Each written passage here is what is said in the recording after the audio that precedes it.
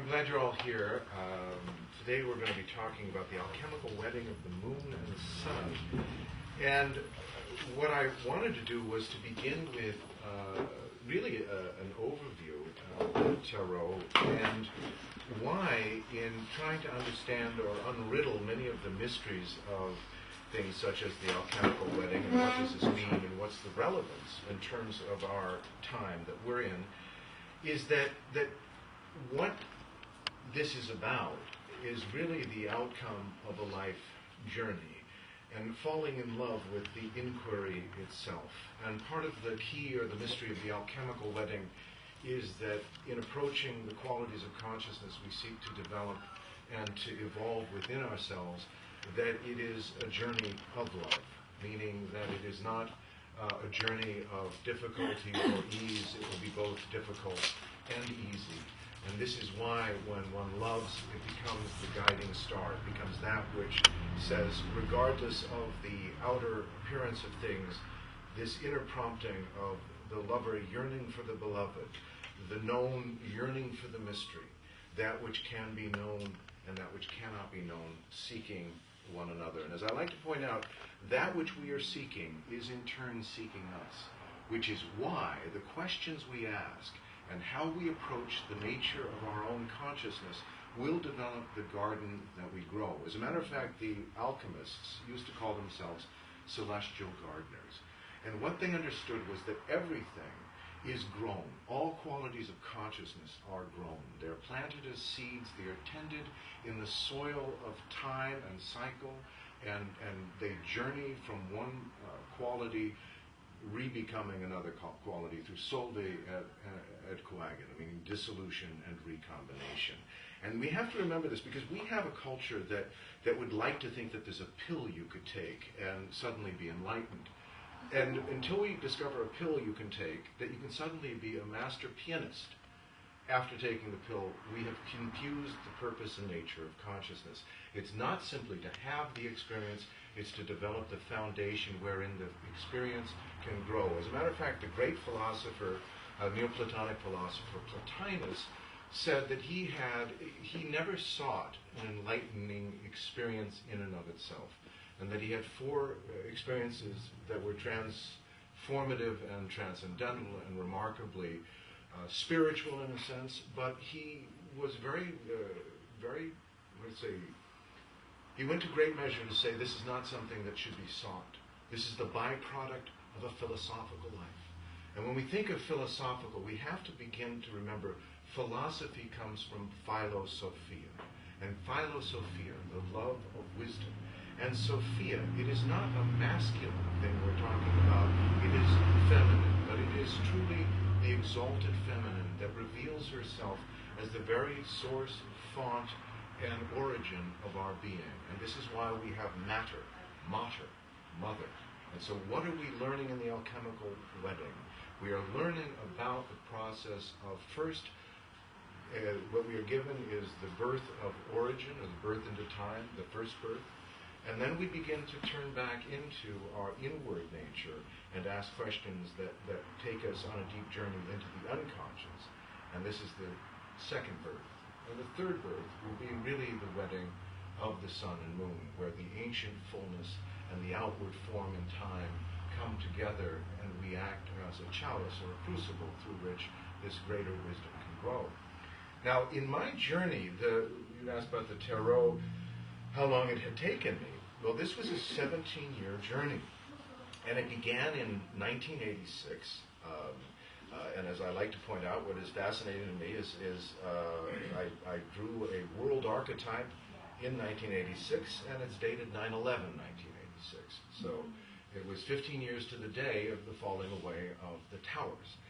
And what's very interesting in my drawing is there are towers, and that those towers represented the falling away of the old architectures of thought to release the inward energetics of consciousness. That humankind has reached a point where it can now let go of its training wheels, and it can begin to understand that its purpose is not simply to progress, to evolve, to believe in the great elsewhere or what's behind door number 3, but to be here now, to realize that we have gone from being celebrants of consciousness in the age of the goddess to supplicants of consciousness in the age of the God, of the Father, and now we are becoming artists of consciousness. And this is the beginning and emergence of the Aquarian Paradigm of consciousness, which says you have journeyed through fullness, you have journeyed through force, now force and fullness come together, thought and love come together as I am.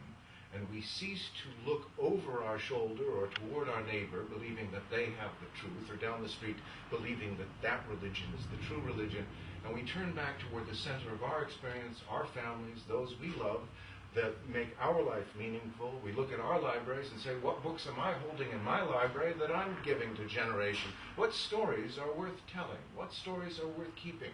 And that's not something to be done in a general sense. Whenever we think generally, we end up with one size fits all, but it doesn't fit anybody. So everyone's uncomfortable. And we have been sailing for the last thousands of years in a one size fits all great generalization of consciousness. So no one can get too specific nor call their experience too much their own, or they're accused of egotism, narcissism, egocentrism. And what it is that it's a difference when you find that you're a wheel with a hub, and what you've discovered is your axle. What you've discovered is that around which all experiences turn. And this is why we look at the tarot, and we look at, now, what I'd like to bring in, and this is something for a conversation for another day, but after I had finished the tarot, and I finished this at the turn of the century, after 17 years, a painting that I had worked on for a long time, called Phoenix Arise. I created cards for it, and I dropped the cards, and when I did, they created a holographic DNA when I mirrored the cards. And so there, from this one painting, in the mirroring of the above and the below, wholeness and wholeness, the lover and the beloved, was the possibility of birth, which is neither one or the other, but because of this coming together of wholeness is the possibility of the greater weave. And that's why, as we flip over the card, we see the egg and the double helix. And why this is important is it's showing that this painting, which is truly painting the quality of creation, it starts to tell us about our mathematics of consciousness and being, is that we don't enter time, we enter creation. And if we understand that, then we stop using time as our great yardstick for self-knowledge. How much time do I need? When will I get this right? And we start to realize that our weave, our matter, our mater, our mother, that which we are woven of, is whole and holy. And as a matter of fact, what is even more remarkable about this painting is that Phoenix Arise creates infinite mandalas. And this is one of the mandala in the center of the circle. I have another mandala that it creates here. And it turns out that wherever this painting is put together, we have a mandala.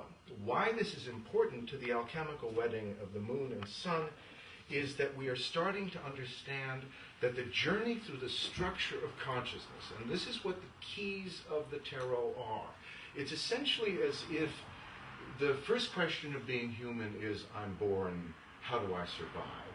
And then if we configure those questions out, we get to a point in our life where we say, who am I? What is the structure? What are the principles? What are the laws of consciousness? What's expected of me? And this is where we start to see that the tarot offers a remarkable set of keys, like a piano, representing different qualities of consciousness. And that as we study the unique keys, they tell us something about our unique origin and the qualities and conditions that we will move through on our hero's journey that is a human life. And when we understand that the time, and I was talking about the 17 years, it's very interesting that the tarot really, for 17 years, for it to take 17 years to be born, that it really began as an idea, that then gestated, then was born, then took 17 years to grow, and finally, after 17 years, it was ready to move out into the world as its own entity, as its own qualities, as its own conditions.